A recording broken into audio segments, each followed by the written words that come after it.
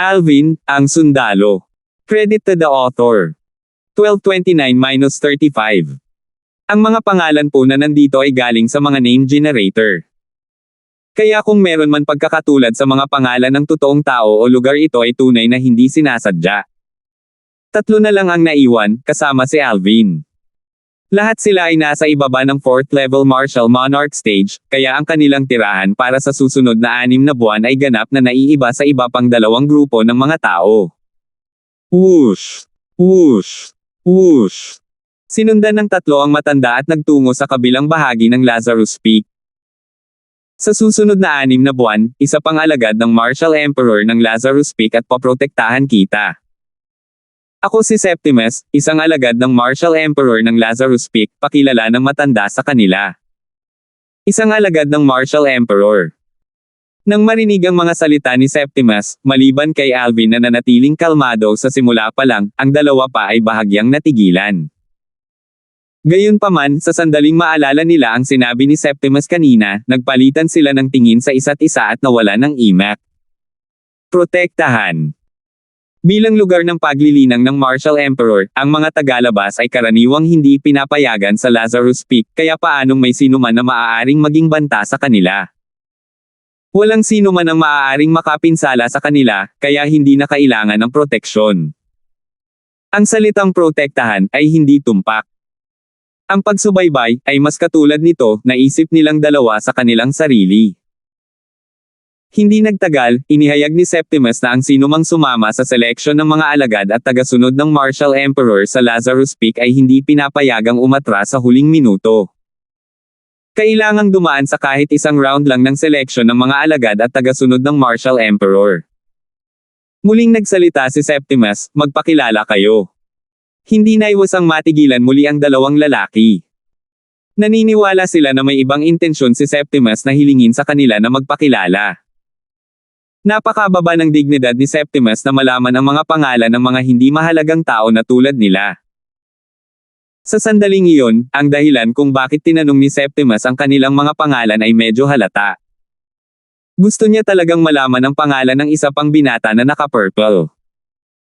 Gaya ng inaasahan, matapos magpakilala ang 2 lalaki, walang pakialam na tumango lang si Septimus sa kanyang ulo, hindi man lang pinakialaman. Mabilis na dama po ang kanyang tingin kay Alvin na hindi pa nagsasalita bago siya malamig na nagtanong, ano ang pangalan mo? Alvin.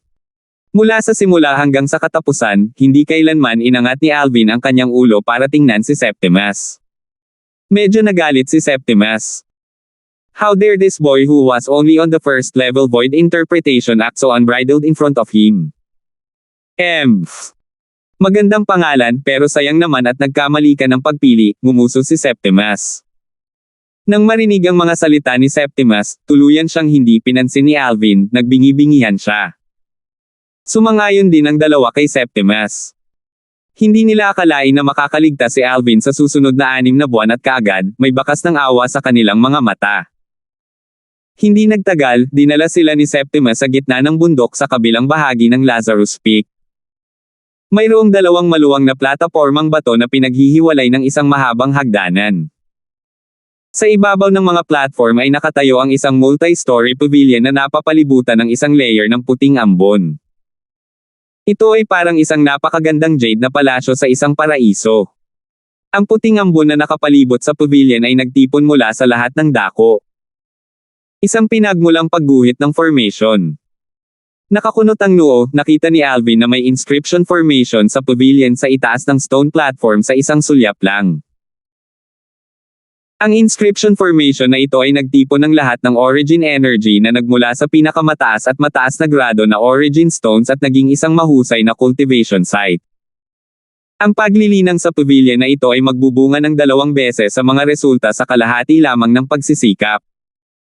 Gayunpaman, ito ay para lamang sa isang ordinaryong martial artist. Para kay Alvin, kahit natipunin ng origin drawing formation ang origin energy na nagmula sa pinakamataas na grade origin stone, hindi pa rin ito makakatulong sa kanya. Sa sandaling iyon, ang kanyang cultivation base ay sumusulong sa napakalaking bilis. Ito ay hindi isang bagay na maaaring pantayan ng isang ordinaryong tao. Kahit na ang origin energy ay nagmula sa pinakamataas na grado na origin stones, ito ay magdaragdag lamang ng kinang sa isang perpektong estado na. Para sa kanya, hindi ito nagkakahalaga ng pagbanggit.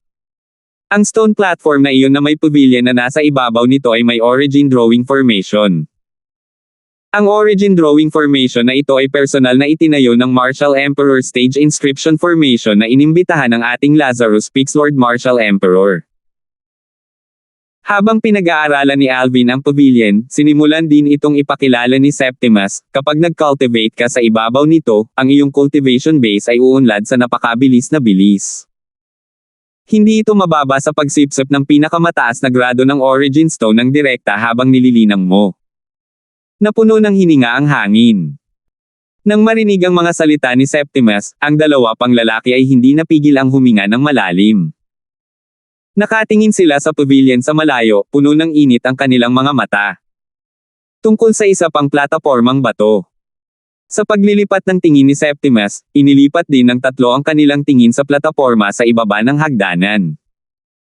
Kung ikukumpara sa batong plataporma sa itaas, ang batong platapormang ito ay mas malala. Sa madaling salita, ito ay lubhang kasuklam-suklam. Pinagsama sa batong plataporma sa itaas, ito ay isang ganap na pagkakaiba sa pagitan ng langit at lupa. Sa entabladong bato na ito, may nakatayong maraming kubo na gawa sa mga damo at kahoy. Ang mga kubo na ito na gawa sa pawid ay nakakalat sa paligid ng entablado na bato at tila napakamiserable at sira. Kayong lahat, pumunta at random na maghanap ng kubo na tutuluyan. Sa susunod na 6 na buwan, hindi ka pinapayagang umalis sa loob ng 1,000 metrong radius mula sa lugar na ito. Kung hindi, ituturing kang tumatakas at ang kahihinatnan ay walang iba kundi ang kamatayan. Nagbabala si Septimus sa malupit na tono. Huwag mong kunin ang iyong mga pagkakataon. Ang mga tingin ni Septimus ay dumapo lalo na kay Alvin bago siya nagpatuloy. Sa susunod na 6 na buwan, ang lugar na ito ay babantayan ng isa pang alagad ng Marshall Emperor mula sa Lazarus Peak at sa amin. Kadalasan, ang isa sa amin ay kukuha ng mas maraming tao habang ang isa ay mananatili dito upang magbantay. Lord Septimus, mananatili ba tayo sa mga detached cottage na ito? Ang dalawa ay nakatitig sa mga kubo na gawa sa pawid sa kanilang harapan at hindi maiwasang sumimangot na baka sa mga mukha nila ang pagkasuklam. Bakit? Nakikita mo bang madumi sila? Ngumisi si Septimus. Kung talagang nakita mong marumi sila, maaari mong baguhin ang kapaligiran ng iyong tirahan ayon sa nakikita mong akma. Higit pa rito, gusto kitang bigyan ng babala tungkol sa isang bagay. Huminto siya saglit bago nagpatuloy muli, pwede ang pumatay dito. Kahit mamatay ang mga mahihina, wala tayong pakialam. Habang nagsasalita siya, muli siyang tumingin kay Alvin. Ang dalawa pang lalaki ay mukhang masungit nang sabay-sabay silang lumingon kay Alvin. Ilang saglit, nawala ang kanilang kalooban. Kung ikukumpara sa binata na naka-purple, tiyak na mas ligtas sila. Tutal, pareho silang nasa 3rd level martial monarch stage. Ang pinakamalakas na martial artist doon ay isang 3rd level martial monarch pa rin. Pumunta ka. Matapos maglabas ng isang salita si Septimus, umalis siya at nawala ng walang bakas. Sabay-sabay na bumaba si Alvin at ang dalawa pa. Little brother Duan, masyado kang padalos-dalos. Dahil sa lakas mo ngayon, baka hindi ka na makaligtas dito sa susunod na 6 na buwan. Tumingin ang isa sa mga lalaki kay Alvin at bumaantong hininga. Bawasan mo ang iyong ego at mamuhay ng maayos.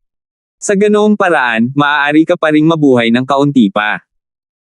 Kung ako sa iyo, hahanap ako ng kubo na pawid na matutuluyan at hinding-hindi ito iiwan hanggang sa araw na magsimula ang pagpili ng mga alagad at tagasunod ng Marshall Emperor. Ngumuso ang isa pang lalaki. Ang titig na tiningnan niya kay Alvin ay puno ng panunuya. Tinutuya niya ito sa sobrang pagpapahalaga sa sarili. Nang mapansin ang pananahimik ni Alvin, hindi nagtagal ay nawalan sila ng interes at hindi na nagkomento. Mabilis na lumapag ang tatlo sa entabladong bato na nakakalat sa mga kubo na gawa sa pawid. Mabaho. Nang makalapit na sila, sumimangot agad ang dalawa. Baka sa mukha nila ang pagkasuklam. Dinampot din ni Alvin ang baho na sumugod sa kanila. Ang mabahong amoy ay nanggaling sa mga kubo na pawid sa harapan nila. Upang maging mas tumpak, ito ay nagmula sa mga damo sa itaas ng mga kubo na gawa sa pawid. Ang mga damong ito ay may dumi ng iba't ibang ibon na nakasabit sa pagitan ng mga ito at lubhang masangsang. Kung ikukumpara dito, ang pavilion sa itaas ng batong plataporma ay karaniwang langit. Ang dalawa pa ay tumingin sa stone platform na may hagdanan na humahantong dito ng sabay-sabay. May nakatayong tirahan, isang lugar ng pagtatanim na hinahangad ng isa sa kanilang mga pangarap. Gayunpaman, iyon ay tiyak na tirahan ng alagad ng Martial Emperor ni Lazarus Peak na responsable sa pagbabantay sa atin, ang haka-haka ng isa sa mga lalaki. Sa tingin ko rin. Tumango naman ang isa pang lalaki. Kailangan nating manatili sa kasuklam-suklam na lugar na ito sa loob ng 6 na buwan. Niloloko mo ba ako? Napatingin sila sa mga kubo na gawa sa pawid sa harapan at napabuntong hininga. Huwag na tayong manatili sa kubo na gawa sa pawid. Magbungkal tayo sa mga batong iyon sa malayong lugar. O baka pwede tayong mag-hover sa hangin ng naka-cross-legged at magbungkal, mungkahi ng isa sa kanila. Magandang ideya iyon. Agad namang nagliwanag ang mga mata ng kausap. Sa tingin mo ba ikaw lang ang nakaisip ng ideyang ito? Sa sandaling iyon, sa wakas ay nagsalita si Alvin. Tingnan mo ang mga imprint ng sapatos sa harap ng mga pintuan ng mga kubo na ito. Maliwanag na maraming tao ang nakatira sa loob. Sa tingin mo ba sila ay kusang nanatili sa loob? Saktong natigilan ang dalawa, isang pamilyar na boses ang pumasok sa kanilang tenga. Mamamatay ang mga walang intensyong makipaglaban o pumatay ngunit gumagala pa rin upang tumambay 10 metro ang layo mula sa tirahan. Masasabi nilang boses iyon ni Septimus. Bagamat maikli ang mga salita ni Septimus, maliwanag ang kanyang kahulugan. Kinailangan nilang labanan o pumatay ng isang tao, o manatili lamang ng 10 metro sa loob ng kubo na pawid ng masunurin at tamasahin ang natatanging amoy ng kubo na pawid. Nang marinig ang mga salita ni Septimus, ang iba pang 2 lalaki sa tabi ni Alvin ay namutla kaagad, nagmamadali, bawat isa ay nakakita ng walang tao na kubo na gawa sa pawid at pumasok, na nakabaon sa loob ng buo. Nakahanap din si Alvin ng kubo na pawid at pumasok dito. Walang laman ang kubo na gawa sa pawid. Kung gusto niyang magtanim, kailangan niyang mag-hover sa hangin na naka-crossleg para magtanim. Lalong lumakas ang amoy sa kubo na pawid. Gayunpaman, tila hindi ito nag-abala sa kanya hanggang sa punto na maging siya ay kakaiba rin. Kakaiba. Ang amoy ay hindi talaga nakakaabala sa akin. Ang hindi alam ni Alvin ay nasa alaala na nawala sa kanya, may bahagi ng kanyang alaala na kabilang sa kanyang nakaraang reinkarnasyon noong siya ay nasa Earth pa. Sa kanyang nakaraang reincarnation, siya ang pinakamalakas na weapons specialist sa Earth. Sa buong buhay niya na nasa Special Forces bilang isang mersenaryo, dumaan siya sa hindi mabilang na mga paghihirap sa isang mahirap na paglalakbay. Naranasan niya ang mas masahol na kapaligiran noon. Para sa kanyang sarili sa nakaraang reinkarnasyon, ang ranggo na amoy na ito mula sa kubo na pawid ay wala. Kahit na ngayon ay nawala na sa kanya ang bahaging iyon ng kanyang alaala, natatanggap pa rin niya ang amoy sa pamamagitan ng likas na hilig at hindi tunay na naiinis dito. Naka-crossleg sa ere, unti-unting ipinikit ni Alvin ang kanyang mga mata, nilinaw ang kanyang mga mata habang siya ay nagmumuni-muni. 9 Dragons War Sovereign Technique, ang ika-7 anyo. Sa kasalukuyan, ang kanyang cultivation base ay nasa first level void interpretation stage lamang, kaya maaari lamang niyang linangin ang 7th form of the 9 Dragons War Sovereign Technique sa pansamantala. Hanggang sa nakagawa siya ng isang pambihirang tagumpay sa Void Transformation Stage ay magagawa niyang linangin ang 8th form. Sa kanya, ang Void Transformation Stage ay hindi malayo. Bang! Hindi alam ni Alvin kung gaano na siya katagal naglilinang. Nang umalangaw-ngaw ang isang mahabang putok at bumukas ang pinto ng kanyang kubo na pawid ay tuluyan na siyang nanambalik. 12:30, sigurado ka bang isa siyang Void Interpretation Stage martial artist? Tagasalin, Endless Fantasy Translation Editor, Endless Fantasy Translation. Kabanata 1230 sigurado ka bang siya ay isang Void Interpretation Stage martial artist? Habang naglilinang si Alvin, hindi niya nakalimutang itaas ang kanyang fused at sword profundity.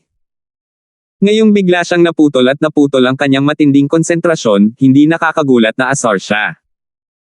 Dahil dito, sa sandaling nanumbalik ang kanyang katinoan at imulat ang kanyang mga mata, ang mukha ni Alvin ay agad na nagdilim. Lumabas ka! Isang maingay na boses ang umalangaw-ngaw mula sa labas ng kubo na pawid. Sa isang kalabog, sinipa ang pinto. Isang malamig na kislap ang sumilay sa mga mata ni Alvin habang siya ay naka-crossleg sa hangin. Unti-unti siyang bumaba at tumayo sa sahig bago dahan-daang lumabas ng kubo na pawid. Pagkalabas niya, sa isang sulyap lang, nakita niya ang nag-iisang nakatayo sa labas ng kubo na pawid. Ito ay isang matipunong lalaki na may matibay na katawan ngunit isang kahabag-habag at pangit na mukha. Ang lalaki ay may isang pares ng tatsulok na mga mata na nanlilisik sa kanya na may isang nagyayelong, matalim na liwanag na kumikinang sa mga ito. Boy, dapat talaga kitang handgun. Isa lamang first level void interpretation stage na martial artist at naglakas loob ka pa ring sumali sa seleksyon ng mga alagad at tagasunod ng Martial Emperor. Ang pangit at matipunong lalaki ay walang ibang ginawa kundi pangungutya sa kanya. Oh! Nang marinig siya, sumimangot kaagad si Alvin. Hindi alam ng maraming tao ang katotohanan na siya ay isang first level void interpretation stage na martial artist. Sa rundown na lugar na iyon, 2 tao lang ang nakakaalam nito. Sabay-sabay, pinasulyap ni Alvin ang kanyang paligid. Napansin niyang lumalabas ang karamihan sa mga nakatira sa mga bahay na pawid. Lahat sila ay nakatingin sa kaguluhang nangyayari sa kanyang lugar noon. Hindi nagtagal, nakilala niya ang 2 tao sa mga nanunood ng kaguluhan. Sila ang third level martial monarchs na dinala ni Septimus doon kasama niya. Silang 2 lang din ang nakakaalam ng identity niya. Ang isa sa mga lalaki ay naaawa na nakatingin sa kanya, habang ang isa naman ay nakatingin sa kanya na puno ng panunuya. Narito ang lalaking ito na naghahanap ng gulo sa akin. Kayo ba ang nag-udyok nito? Malamig na tinitigan ni Alvin ang huli at nagtanong sa malalim na boses. Hindi na kailangang mag-isip-isip dahil alam niyang hinanap siya ng matipunong lalaki pagkatapos na may nag-leak ng kanyang pagkakakilanlan ng kusa. Nang marinig siya, ang lalaki, na nakatingin kay Alvin ng nanunuya, ay dir-diretsyong umamin, paano kung ako iyon? Alvin, ang mga bahay na gawa sa pawid dito ay puno na ng mga tao. Kararating lang ng kapatid na ito at wala siyang matutuluyan.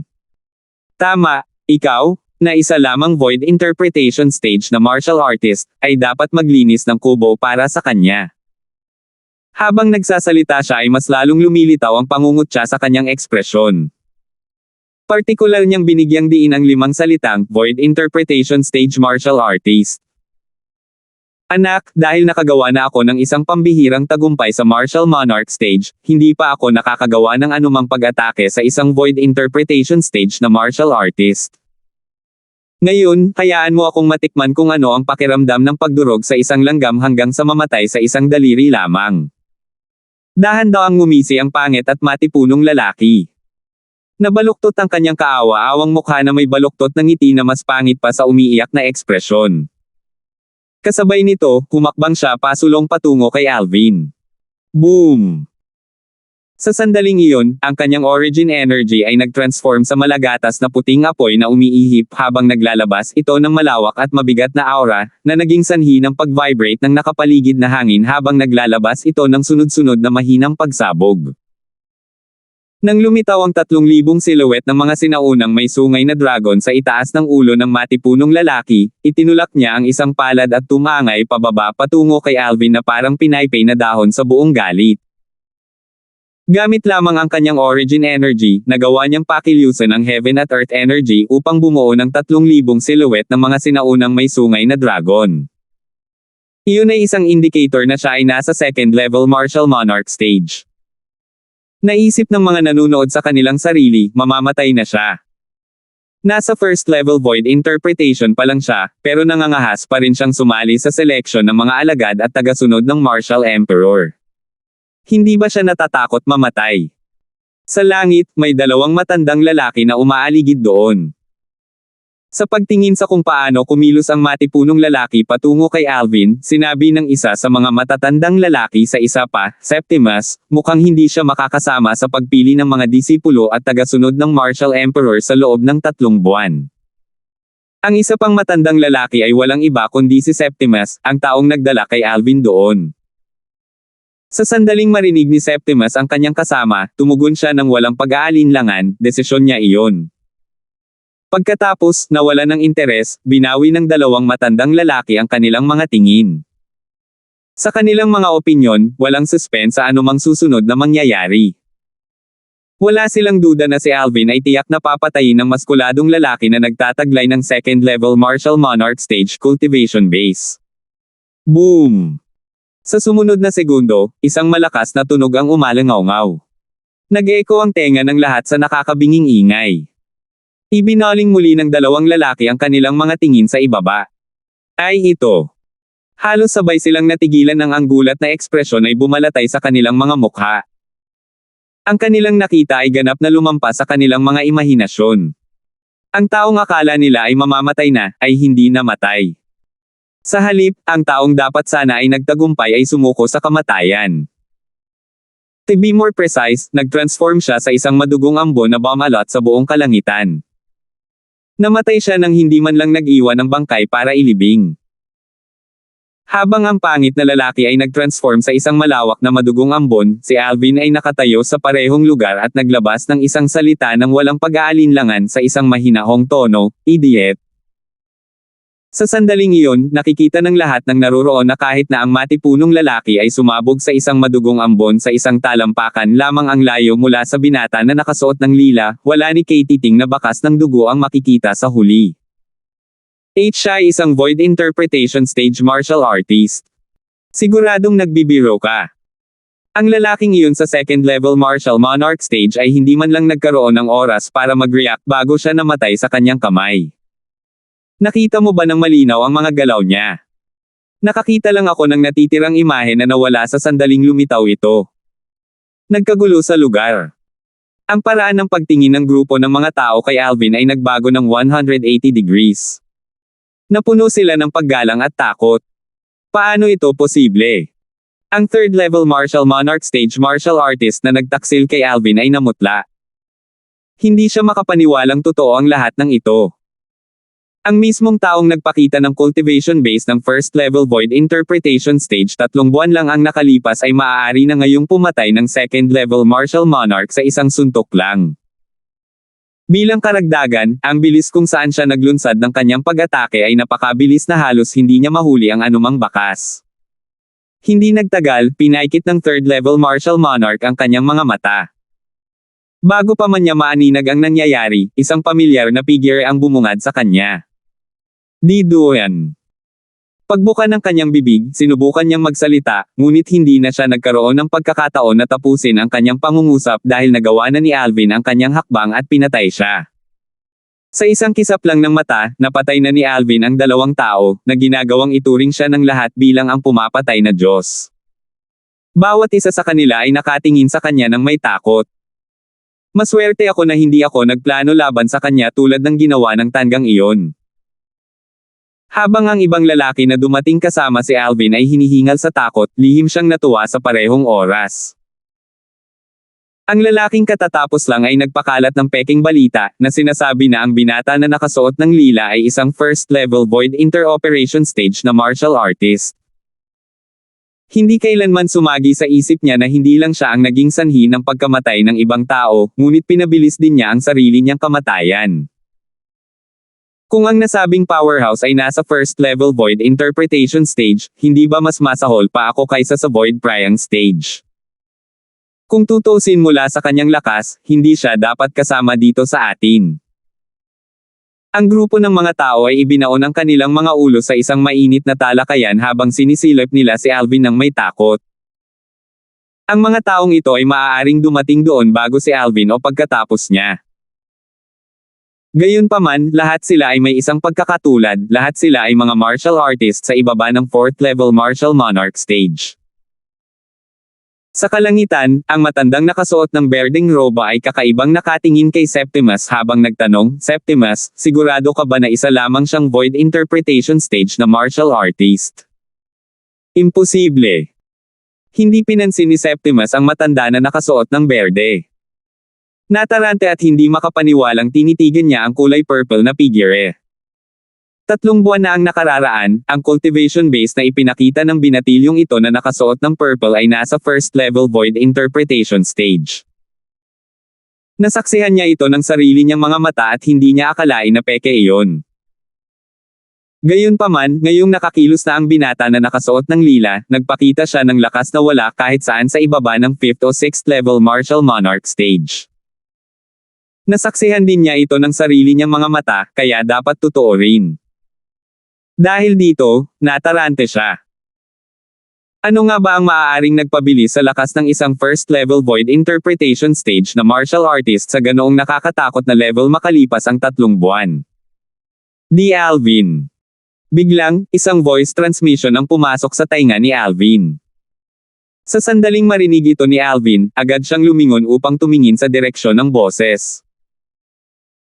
Hindi nagtagal ay napansin niya na ang taong nakikipag-ugnayan sa kanya sa pamamagitan ng voice transmission ay ang ibang tao na dumating kasama niya at ni Septimus.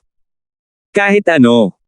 Nagtanong si Alvin sa pamamagitan ng kanyang voice transmission. Alvin, sa iyong lakas, maaari mong ganap na talunin ang lahat sa pavilion na iyon sa likod ng hagdanan at kunin ang pavilion na iyon para sa iyong sarili. Ang kapaligiran doon ay mas maganda kaysa dito, muling sumasalamin sa voice transmission. Ang pavilion. Nang marinig ito, tumingin si Alvin sa mas mataas na bahagi ng kabilang panig ng hagdanan. May nakatayong isa pang platapormang bato at may magandang pavilion na nakaupo sa ibabaw ng platapormang bato. Noong una siyang dumating, nakita na niya ang pavilion.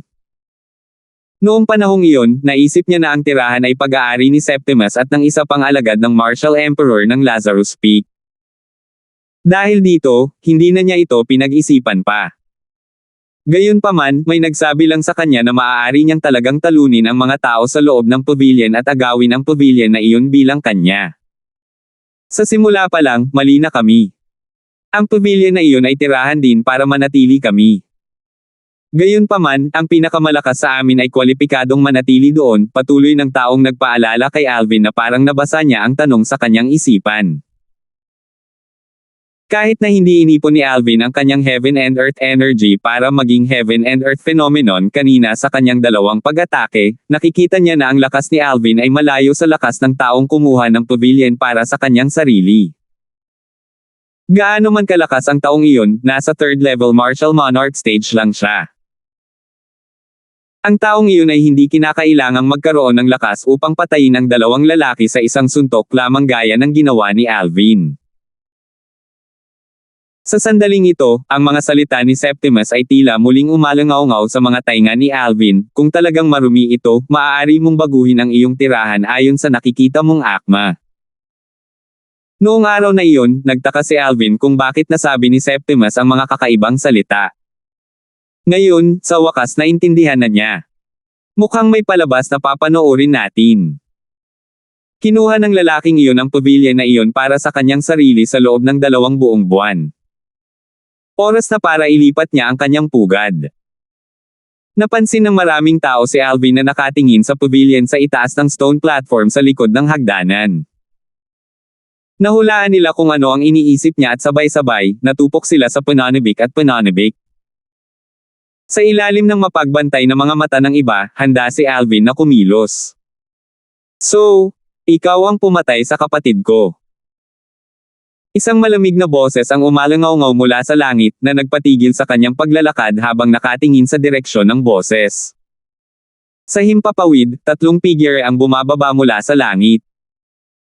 Ang pinuno ay isang lalaking nasa katanghaliang gulang na nakasuot ng berdeng balabal na matalim na nakatingin sa kanya. 12:31. Tahimik na sulyap ni Alvin sa lalaking may berdeng damit na nagdala ng 2 tao kasama niya habang sila ay bumaba mula sa langit. Walang pag-aalinlangan niyang tanong, kapatid mo ba ang 2 lalaki ngayon? Pagkarating niya sa Lazarus Peak, nakapatay siya ng 2 lalaki. Sila yung duo kanina. Ang aking kapatid ay si Levi, isang alagad ng Martial Emperor ng Lazarus Peak. Malamig na sagot ng medyo may edad na. Ang kanyang pares ng mga mata ay kumikinang sa isang matalim, uhaw sa dugo na liwanag. Bumulwak ang mga alon ng nakakatakot na pagpatay na layunin sa kanyang katawan at nagpalamig sa mga gulugad ng marami sa mga tao doon. Isang alagad ng Martial Emperor. Napatay ba ni Alvin ang isang alagad ng Martial Emperor?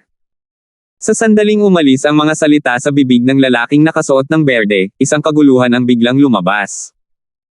Kaagad, natuon ang atensyon ng lahat kay Alvin ng sabay-sabay. Agad na napuno ng gulat ang kanilang mga mukha. Pipinatay niya ang isang alagad ng Martial Emperor.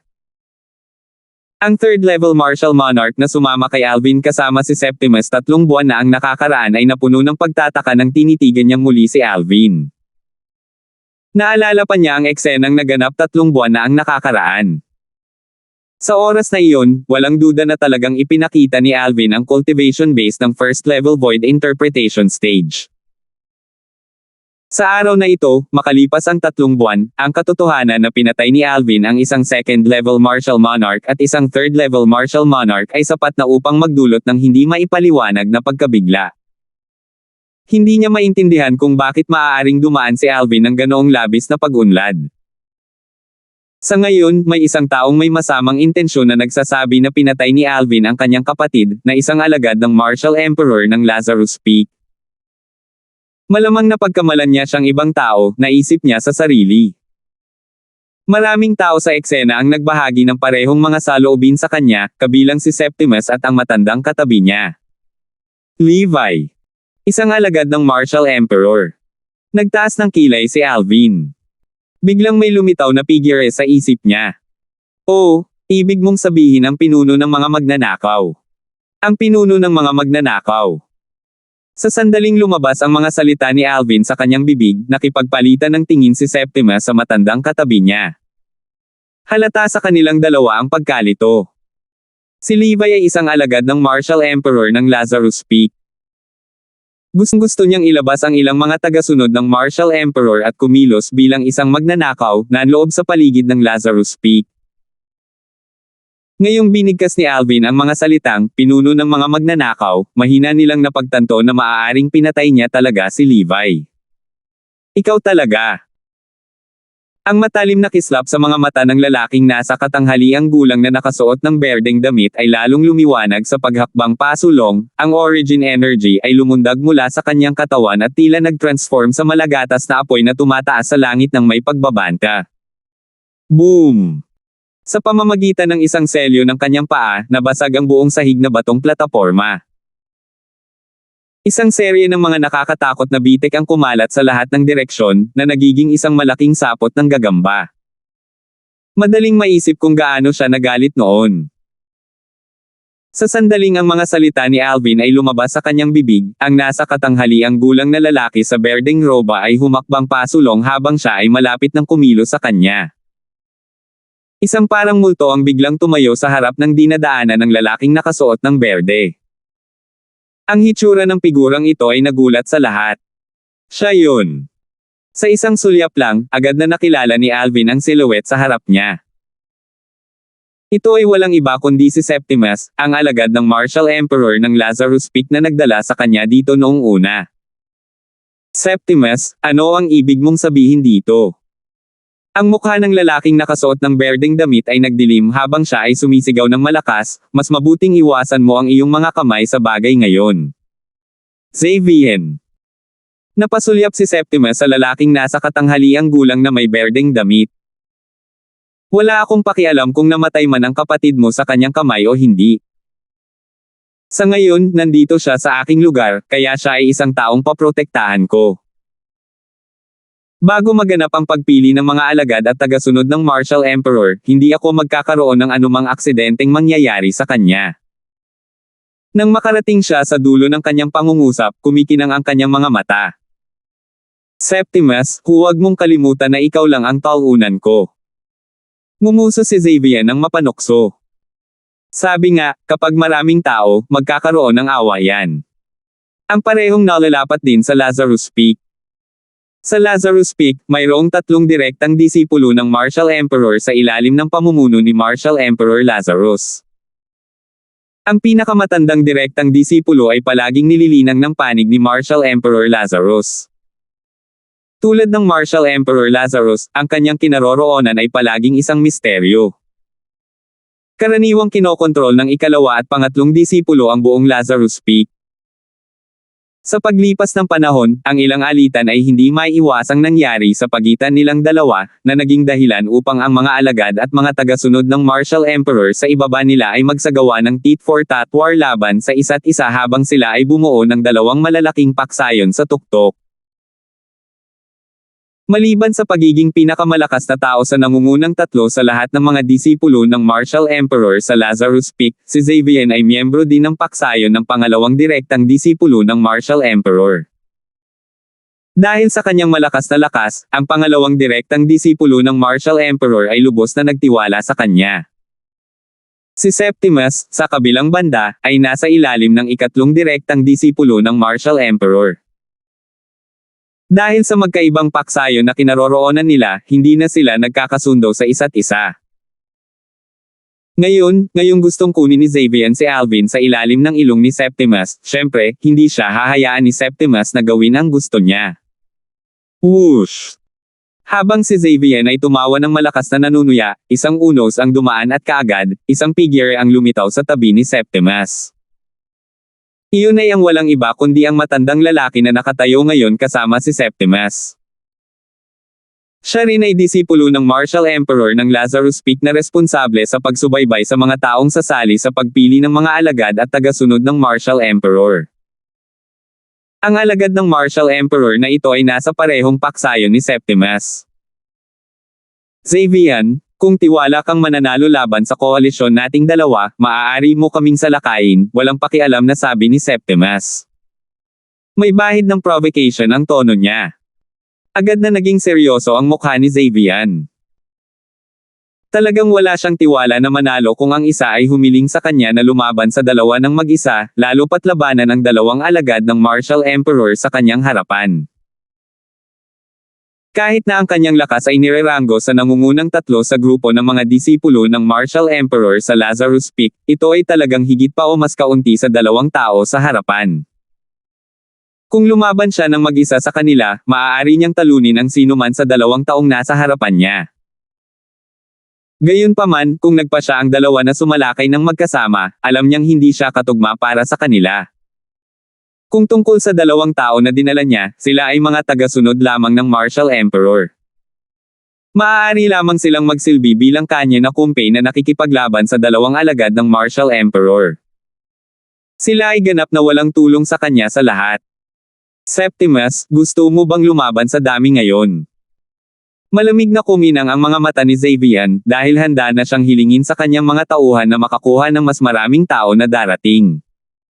Labanan sa bilang. Tila nahulaan ni Septimus ang iniisip ni Xavier. Habang tinitingnang mabuti si Xavier, nagbabala siya, Xavier, kung ako sa iyo, hindi ako magiging pipi para makakuha ng mas maraming tao na pumunta rito. Huwag kalimutan, ang Panginoong Martial Emperor mismo ang nagtakda ng mga patakaran para sa pagpili ng mga alagad at tagasunod ng Martial Emperor. Ito rin ang utos ni Lord Martial Emperor ng seleksyon na protektahan tayo ng mga tao sa seleksyon. Mga alagad at mga tagasunod. Gayunpaman, gusto ko talagang makita. Anong uri ng mga kahihinatnan ang iyong haharapin pagkatapos sundin ang utos ng Panginoong Martial Emperor sa oras na iyon? Inaasahan ko lamang na ang iyong Panginoon ay handang humingi ng awa para sa iyo. Nang matapos ni Septimus ang kanyang pangungusap, kitang-kita ang isang mapanuksong ngiti sa kanyang mukha. Ikaw. Ang mga salita ni Septimus ay labis na ikinagalit ni Xavier kaya agad siyang napuno ng apoy ng galit. Gayunpaman, pinigilan niya ito sa huli. Natahimik din siya matapos marinig ang babala ni Septimus. Pagkatapos, hindi pinapansin si Septimus, malamig na pinandilatan ni Xavier si Alvin at binyantaan siya ng malakas, sige. Hahayaan kitang mabuhay ng isa pang 3 buwan. Makalipas ang 3 buwan, sana ay makapasa ka sa pagpili ng mga disipulo at tagasunod ng Martial Emperor at sa oras na iyon, personal kong ipaghihiganti ang aking kapatid. Nang matapos siya, bago hintaying sumagot si Alvin, nagmamadali siyang umalis kasama ang dalawang tagasunod ng Martial Emperor sa likod niya. Pagdating at pag-alis na parang hangin, parang hindi pa siya nagpakita kahit minsan. Mula sa simula hanggang sa wakas, si Alvin ay nanatiling kalmado at nagtitipon. Hindi man lang naapektuhan ang kanyang emosyon sa banta ni Xavian. Sa katunayan, hindi man lang niya inilagay si Xavian sa kanyang mga mata. Alvin, pinatay mo ba talaga si Levi? Sa lalong madaling panahon, tumingin si Septimus kay Alvin at nagtanong ng masalimuot na tingin. Siguro nga, nagkibit-balikat si Alvin habang walang pakialam na sumagot. Hindi niya alam kung ang taong iyon ay Levi o hindi, ngunit naalala niya na pagkatapos niyang patayin ang lalaki, ang katabi niya ay tila tinawag siyang, Senior Brother-in-law. I guess so. Nang marinig ang mga salita ni Alvin, lahat, kabilang si Septimus at ang matandang katabi niya, ay natahimik. Nagkamali ako ng paghuhusga 3 buwan na ang nakakaraan. Hindi ka talaga bagay dito. Gayunpaman, ngayong nasaktan mo na si Xavian, ipagpatuloy mo lang na manatili dito, sabi ni Septimus na may komplikadong tingin. Tungkol sa pavilion na iyon. Manatili ka na lang doon, sabi ni Septimus habang nakatingin sa pavilion sa stone platform sa likod ng hagdanan at napapalibutan ng halos solidong heaven and earth origin energy. Sa lalong madaling panahon, si Septimus ay bumangon sa hangin at pumunta sa harapan ng pavilion. Bahagyang umawang ang kanyang bibig dahil walang nakakaalam kung ano ang kanyang sasabihin. Sa sumunod na sandali, isang lalaki ang lumipad palabas mula rito, isang mukhang nasa katanghaliang gulang na lalaki. Sir, akala ko ang pavilion na ito ang panalo.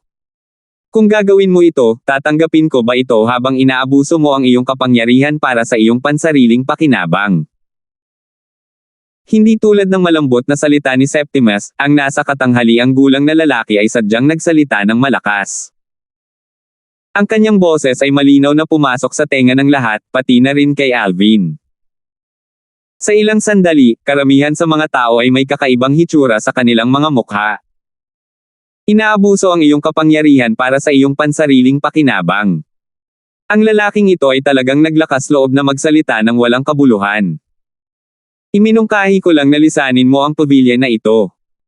Kung payag ka, magtatapos ang lahat ng mapayapa, ngunit kung hindi ka handang makinig sa payo ko, makipagduel ka sa kanya at ipaglaban mo ang pagmamay-ari ng pavilion na ito. Nagtaas din ng boses si Septimus habang lumingon siya kay Alvin. Habang ang lahat ng mga mata ay lumilipat kay Alvin, ginagawa siyang spotlight ng mga tao, ang nasa katanghaliang gulang na lalaki mula sa pavilion ay tumingin din sa kanya kaagad. Ang nasa katanghaliang gulang na lalaki ay bumangon sa himpapawid at hindi nagtagal ay nakarating sa himpapawid sa itaas ni Alvin sa isang kisap lamang ng mata. Nakatingin sa ibaba kay Alvin, sinabi niya sa malalim na boses, bagaman wala akong ideya kung ano ang relasyon mo sa lalaking ito hanggang sa punto na talagang hihilingin niya sa akin na lisanin ang pavilion na ito. Kung gusto mo talagang manatili dito sa pavilion na ito, kailangan mo muna akong salakayin at patayin. Nang marinig ang mga salita ng nasa katanghaliang gulang na lalaki, kasama ang pag-uugali na kanyang ginagawa, lahat ng nasa eksena ay may kakaibang hitsura sa kanilang mga mukha. Ang isang mangmang na tao ay karaniwang walang takot. Sabay-sabay na pumasok sa kanilang isipan ang parehong kaisipan. Marami pang ang naaawa sa lalaking nasa middle-aged na iyon.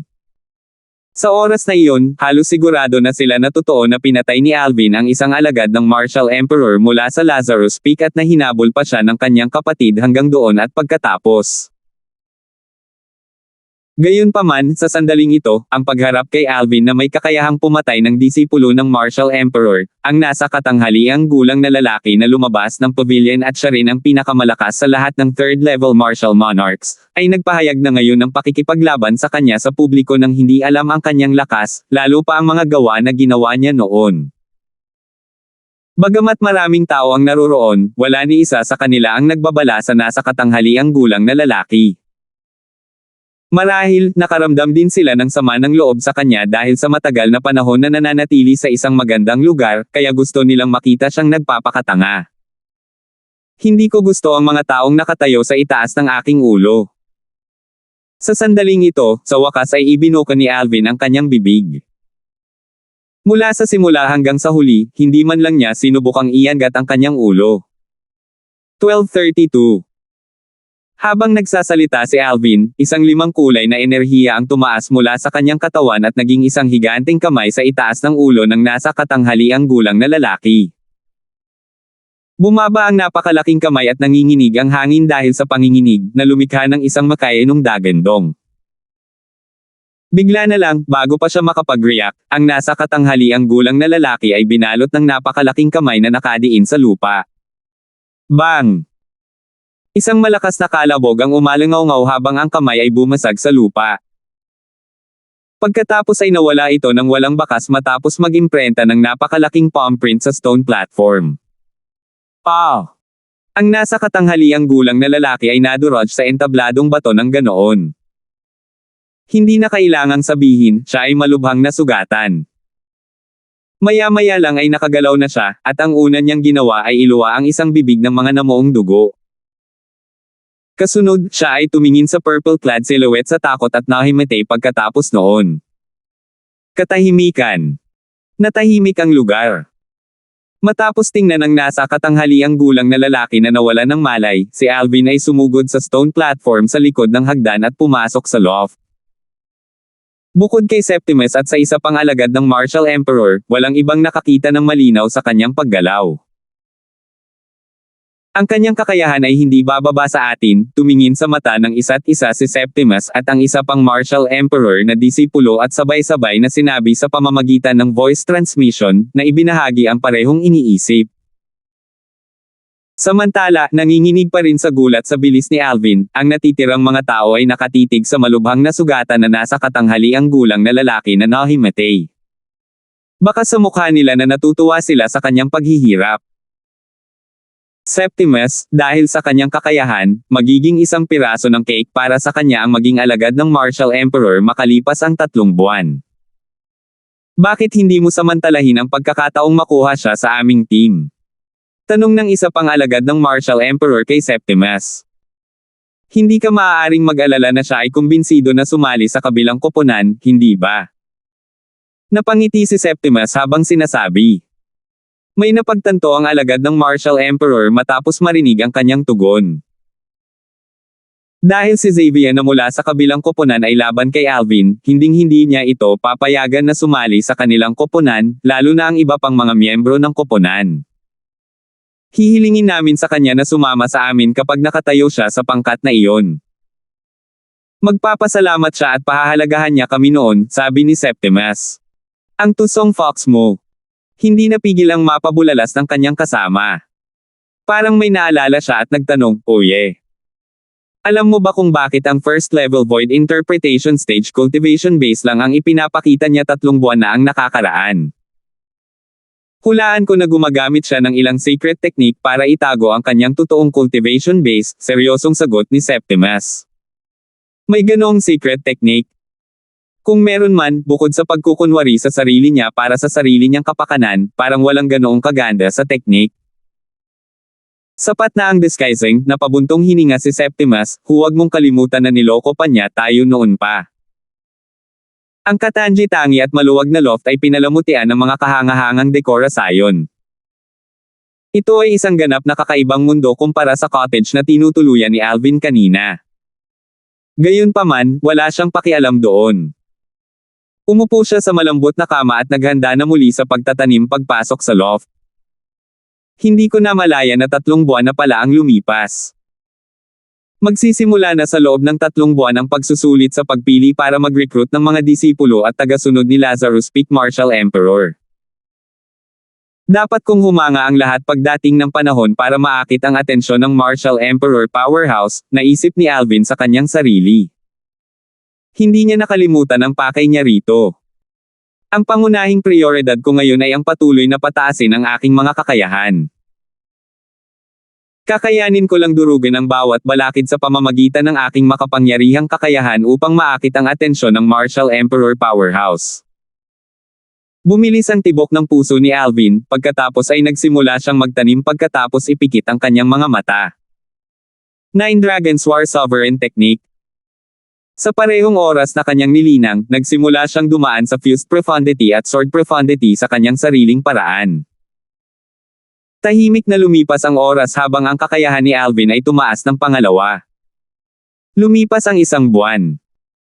Sa hilaga ng Cloud Continent, tatlong matataas na taluktok na nababalutan ng nyebe ang nakapalibot sa isang rehiyon na umuulan ng nyebe sa buong taon. Patuloy na umaambon mula sa nagyayelong lawa sa pagitan ng tatlong taluktok ng nyebe. Gaano man kababa ang temperatura, ang tubig sa nagyayelong lawa ay hindi kailanman magyayelo. Nagpakita ito ng lamig na nakakatusok sa buto at kakaiba sa mga katangian nito. Ang lawa ay may magandang pangalan. Tinawag itong Holland Lake. Sa Holland Lake bilang sentro, may isa pang pangalan para sa lugar na napapalibutan ng tatlong matataas na taluktok ng nyebe. It was Holland Valley. Kasabay nito, ang Holland Valley ay ang cultivation area ng isang Marshall Emperor sa Cloud Continent. Ang pinarangalan na titulo ng Marshall Emperor ay Holland at tinawag siya ng lahat bilang Marshall Emperor Holland. Tiyak na si Marshall Emperor Holland ang isa na babaeng powerhouse ng henerasyon sa Cloud Continent at siya ang nangungunang tatlo sa mga kilalang publikong siyam na Marshall Emperors. Dahil sa kanyang reputasyon, maraming babaeng martial artist ang nagmula sa iba't ibang panig upang lumahok sa pagsusulit sa pagpili upang mag-recruit ng mga alagad at tagasunod ng Marshall Emperor na inihayag sa Holland Valley kalahating taon na ang nakalipas. Ang dahilan kung bakit lahat sila ay babaeng martial artist ay dahil hindi kukuha ng mga lalaking disipulo o tagasunod ang Holland Valley. Kasama ang Marshall Emperor Holland, mayroon lamang mga babaeng martial artist sa Holland Valley nang walang pagbubukod. Ngayon, dalawang hindi inanyayahang bisita ang lumitaw sa itaas ng Holland Valley. Dalawa silang dalaga. Ang isa sa kanila ay nakasuot ng lilac na damit at siya ay may kaakit-akit, magandang mukha na nagpahayag ng isang mapang-akit na karisma, na nagbibigay sa kanya ng kapangyarihan upang mahulog ang lahat sa kanya. Samantala, ang ibang babae ay nakasuot ng maputlang dilaw na damit. Ang kanyang kagandahan ay hindi bababa sa kanyang kasama. Ang pagkakaiba ay ang kanyang maliwanag na pagkamahiyain. Kung ang naunang babae ay mailalarawan bilang isang madamdaming pulang rosas, ang huli ay magiging isang purong snow lotus. Pareho silang maganda sa sarili nilang paraan. Sa kabutihang palad, nakarating tayo sa tamang oras. Kung hindi, baka hindi tayo nakapasok sa pagsusulit sa pagpili na nagre-recruit ng mga alagad at tagasunod ng Marshall Emperor na inorganisa ni Holland Valley sa pagkakataong ito, ang bulong ng babaeng nakalila. Tama. Hindi ko inaasahan na ipapasulong ni Holland Valley ang kanilang pagsusulit sa pagpili sa isang taon na mas maaga. Bahagyang tumango ang isa pang ginang at itinaas ang magandang kilay. Parang nag-aalala siya. Nagtataka ako kung magagawa ba natin itong maging mga disipulo ni Holland Valley Marshall Emperor gamit ang ating mga kasalukuyang kakayahan. Kelly, dapat kang maniwala sa sarili mong kakayahan, malumanay na pag-aliw ng babaeng nakasuot ng lila. Sister Megan, miss ko na si Young Master. Sa tingin mo kailan natin siya makikitang muli? Nanginginig ang taong tinawag na Kelly habang nagsasalita. Babalik tayo para hanapin ang bastos pagkatapos nating ipaghiganti si Master at Senior Sister. Bahagyang kinilig ang babaeng nakasuot ng lila habang medyo nanginginig din ang boses. Nag-ipon siya ng lakas ng loob ilang sandali bago sinabing, Kelly, pasok na tayo. Ang dalawang babae ay sina Kelly at Megan na nakatakas mula sa timog hanggang sa hilaga ng Innerland. Sila ang dalawang nobyo ni Alvin na ilang taon na niyang hindi nakikita. Pagkatapos makatakas mula sa Yin Yang Sect, tumungo sila hanggang sa hilaga. Ang kanilang destinasyon ay ang Holland Valley. Sa kanilang pagtataka, nang dumating sila sa hilagang bahagi ng Innerland, narinig nila na ang Holland Valley ay nagre-recruit ng mga alagad at tagasunod ng Marshall Emperor sa loob ng 2 buwan. Kung ikukumpara sa narinig nila kanina, eksaktong 1 taon na ang selection test. Hindi nagtagal, habang lumilipad sila papunta sa Holland Valley, hinarang sila ng isang babaeng nakaasul. Ang babae ay nagtanong ng walang anumang ekspresyon sa kanyang mukha, kayong dalawa ba ay narito para sumali sa pagsusulit sa pagpili ng ating Holland Valley para sa mga disipulo at tagasunod ng Marshall Emperor sa loob ng 2 buwan? Oo. Tumango naman ang dalawa. Sumunod ka sa akin, sabi ng ginang kina Kelly at Meghan at dinala niya silang dalawa sa Holland Valley. Makalipas ang ilang sandali, dinala sina Kelly at Meghan sa isang stand-alone na lambak na may maraming bahay na gawa sa kahoy. Binalot ng nyebe ang tuktok ng mga bahay na gawa sa kahoy na parang nababalot ng puting damit. Dahil mayroon tayong dalawang bakanteng bahay na gawa sa kahoy, kayong dalawa ay maaaring manatili dito. Kung dumating kayong dalawa mamaya, kukunin nyo na ang mga bahay ng iba, walang emosyong sabi ng ginang, pinapayagan ang pagpatay dito at ang kapangyarihan ng mga bahay ang namumuno. Mag-ingat. Umalis na siya pagkatapos niyang magsalita. Si Kelly at Meghan na lang ang naiwan doon. Nagkatinginan sila sa mata ng isa't isa, napansin ang bigat ng sitwasyon sa mga mata ng isa't isa. Pumasok na tayo, Kelly. Handa na silang pumasok sa dalawang bakanteng bahay na kahoy na magkadikit. Maghintay. Papasok na sana sila sa bakanteng bahay na gawa sa kahoy, napahinto sila ng isang walang katotohanang boses. Kasunod nito, lumabas ang isang babae mula sa isa pang kahoy na bahay. Nagsalita lang siya. Napilayan ng isang paa niya na naging dahilan para malote siya sa paglalakad.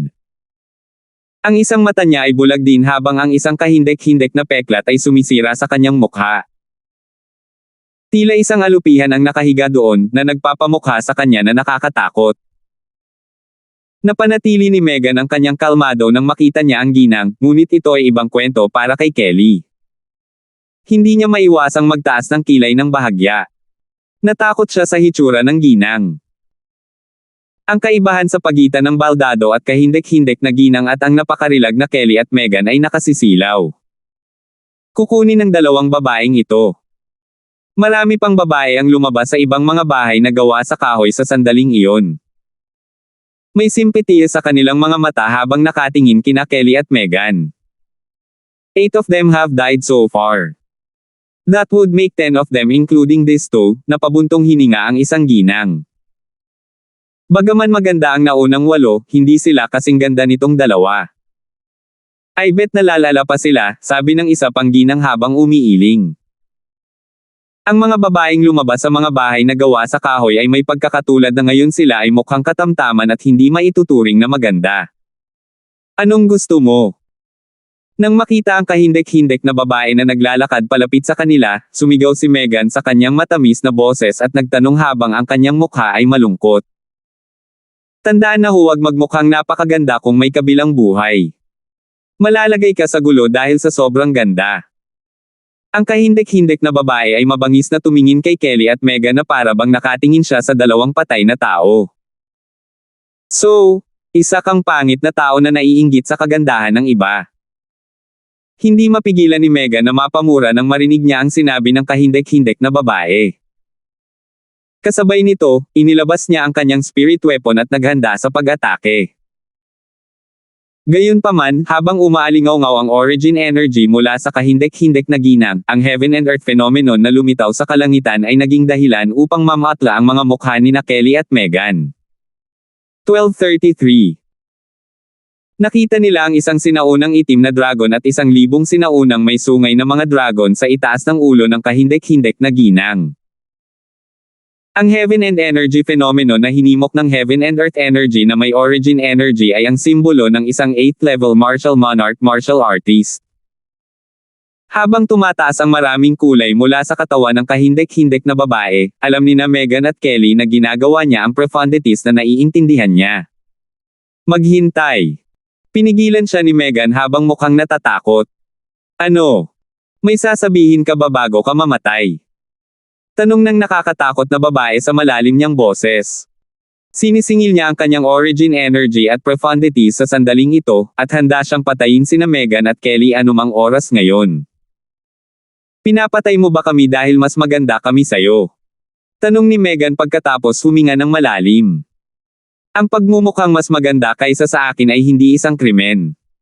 Lahat ng nakakaakit na babae ay dapat mamatay.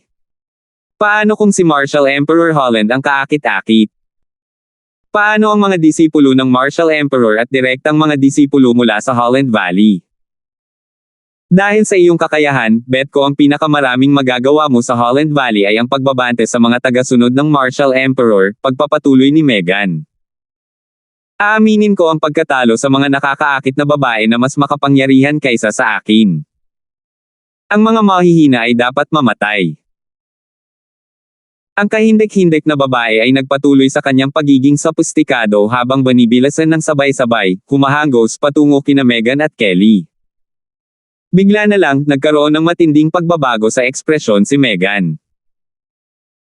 Namalaya na lang niya na ang kahindik-hindik na ginang sa harap niya ay isang ganap na baliw na nag-ulo sa kanyang ulo. Sinabi niya kay Kelly sa isang sandali ng gulat, "Kelly, pumunta ka na. Pipigilan ko siya." Si Meghan ay tumakbo patungo sa kahindik-hindik na babae bago pa man siya matapos. Bagamat alam niyang hindi siya katapat para sa kanya, kailangan niyang bilhin si Kelly ng oras para tumakbo para sa kanyang buhay. "Rascal, magkikita pa yata tayo sa kabilang buhay." Habang papunta sa kahindik-hindik na babae, lumitaw ang isang lilang silhwete sa ulo ni Meghan sa sandaling iyon ng kawalan ng pag-asa. Isa itong matangkad, bata, at gwapong lalaki. "Sister Meghan." Sigaw ni Kelly sa matamis na boses sabay akyat sa nakakatakot na babae.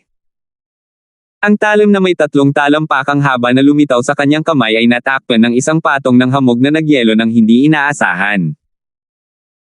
Isang sword ray na napapalibutan ng nakakatusok buto na lamig na umiikot patungo sa kahindik-hindik na ginang. Ang espada ay mabilis na umindayog na para bang tinutulungan siya ng Diyos. Bagamat hiniling siya ni Meghan na umalis, paano siya makakaalis ng ganoon? Kung may mangyayari talaga kay Meghan, kahit siya ay nakatakas sa kamatayan, mamumuhay siya ng miserableng buhay. Ang pag-iisip ng ganoong buhay na nag-iisa ay natakot sa kanya. "Young Master, kung mayroon mang kabilang buhay, ako, si Kelly pa rin ang magiging babae mo." Nangingilid ang mga luha sa kanyang mukha habang umaagos ang napakalamig na aura mula sa 3 talampakang haba ng talim sa kanyang kamay.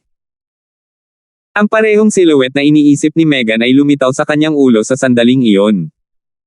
Kalabisan. Ang kahindik-hindik na ginang ay nanunuya ng humarap sa pag-atake ni Meghan at Kelly.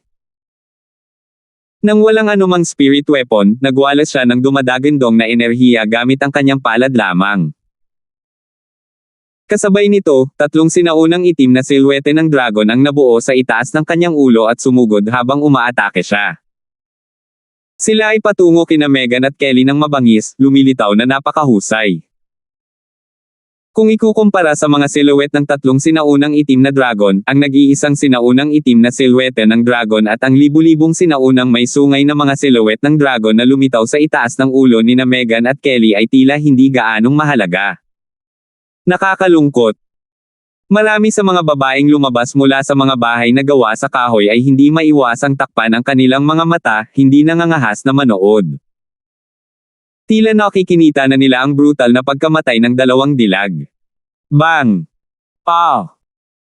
Habang umaalingaw-ngaw ang isang nakakabinging malakas na kalabog, bumubulusok ang dumadagandong na mga alon sa hangin kung saan-saan na sinundan ng mapangwasak na hiyawan. Napakalakas nito na tumusok sa eardrum ng lahat. Hindi tama iyan. Sa oras na iyon, napansin ng marami sa mga kababaihan na may mali. Yung boses. Nang imulat nila ang kanilang mga mata at bumalik sa kanilang katinoan, napagtanto nilang may silhouette na nakatayo sa harap ng 2 magagandang babae na nanatiling hindi nagalaw. Sa kabilang banda, ang kahindik-hindik na ginang ay malakas na bumagsak sa pader ng bundok na puno ng nyebe. Nag-iwan siya ng nakaprint na hugis tao sa snow. Ah! Ang kahindik-hindik na babae ay dumura ng isang subo ng dugo habang tinitingnan niya ang babaeng nagpoprotekta kina Meghan at Kelly. Sinabi niya sa malalim na boses habang mukhang kulay abo, "Hindi ba pinapayagan ang pagpatay dito? Naglalaro ka ba ng mga paborito, pinuprotektahan ang mga asong ito?" Pa! Isang malakas at malinaw na sampal ang umalangaw-ngaw.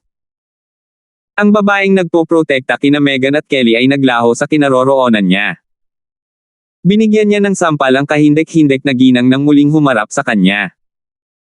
"Sino ka para husgahan ang ginagawa ko? Ang babaeng nakatayo sa harapan ng pangit na babae ay matikas na nakasuot ng puti na parang hinahalo sa snow. Ano man ang kanyang mahinang hitsura, mayroon siyang nakakatakot na kapangyarihan na nagtatago sa loob niya. Kung hindi matatalo ang kahindek-hindek na babae. Sa puntong iyon, ang pangit na ginang ay hindi nang ahas na magsalita pa. Bagamat siya ay katangi-tangi, ang pinakamaraming magagawa niya ay ang maging alagad o tagasunod ng Holland Valley Martial Emperor sa pagsusulit sa pagpili na gaganapin sa loob ng 2 buwan. Kahit alam na alam niya iyon. Samantala, ang babaeng nauna sa kanya ay isa sa mga alagad ng Martial Emperor ng Holland Valley. Ang kanyang makapangyarihang kakayahan ay mas malakas kaysa sa nakakatakot na babae. Kaya naman, kahit ayaw niya, nanatili siyang tahimik. Ang kahindek-hindek na babae ay pinandilatan ng mata si Megan at Kelly at naisip sa sarili, ang 2 asong ito. Hahayaan kitang mabuhay ng 2 buwan. Kapag dumating ang pagsusulit sa pagpili pagkalipas ng 2 buwan, gagawin kong ganap na mawala kayong 2 sa mundong ito. Salamat, sister, sa pagligtas sa amin. Sa sandaling iyon, nagpasalamat sina Megan at Kelly sa babaeng nakaputi. Alam na alam nila na tiyak na mamamatay sila sa araw na iyon kung hindi nagpakita ang kanilang tagapagligtas. Gayunpaman, napuno sila ng mga pagdududa. Ang babaeng nakaasul na nagdala sa kanila kanina na maaaring isang disipulo o tagasunod ng Holland Valley Martial Emperor ay nagsabi sa kanila sa simula pa lang na pinahihintulutan ang pagpatay at ang mga powerhouse ang namuno. Gayunpaman, itong babaeng nakaputi na tila disipulo ng Holland Valley Martial Emperor ang nagligtas sa kanila. Akala nila medyo kakaiba. Bakit sila iniligtas ng babaeng ito? Sumunod ka sa akin, kayong 2. Matapos ang isang malamig na sulyap sa kahindek-hindek na ginang, lumingon siya at bahagyang tumango kina Megan at Kelly. Pagkatapos ay tumalon siya sa langit. Bagamat wala silang ideya kung saan niya sila dinadala, pinili nina Megan at Kelly na sumunod sa kanya. Umalis sila sa lambak kasama ang mga bahay na gawa sa kahoy. Nagkagulo ang lambak pagkaalis nina Megan at Kelly. Sino sa tingin mo ang 2 babae?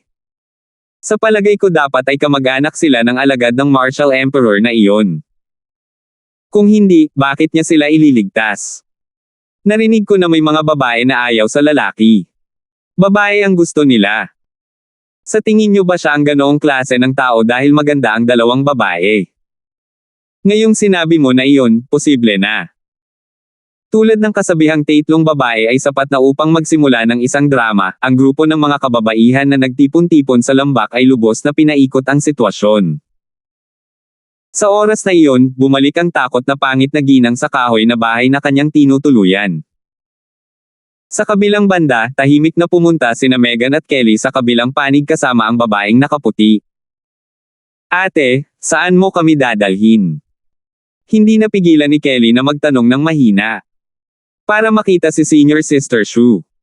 Lumingon ang ginang para tingnan si Kelly. Isang pambihirang ngiti ang lumitaw sa kanyang mukha na sa una ay walang emosyon.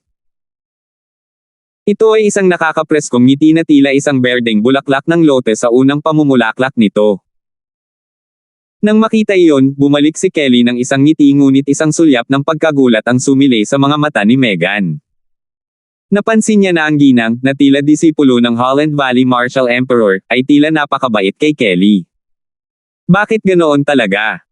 Napuno siya ng pag-aalinlangan.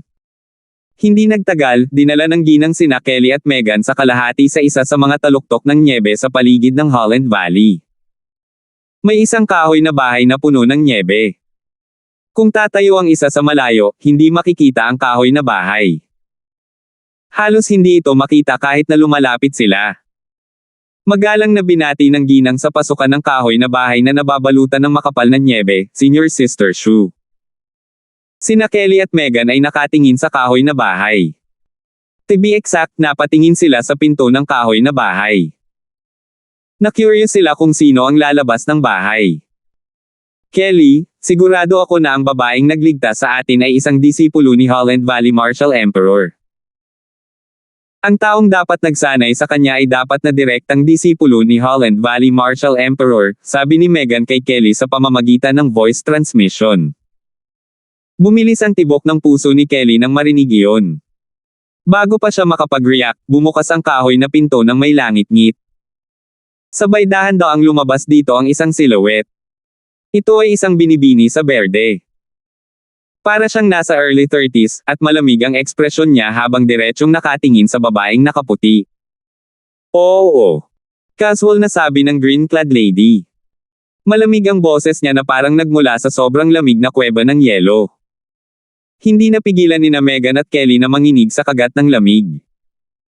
Pagharap sa babaeng naka-green, ang kanilang tagapagligtas ay tila na pressure dahil nagsalita lamang siya pagkatapos huminga ng malalim. Senior Sister Shu, may nakita akong isang taong gumaganap ng sword skill na kilala mo. Isang kasanayan sa espada na alam ko. Kumunat ang noo ng babaeng nakaberdeng damit. Ang kasanayan sa espada na nagmula sa hanay ng mga pamamaraan na ipinasa sa iyo ni Master Martial Emperor, paalala ng babaeng nakaputi. Ano?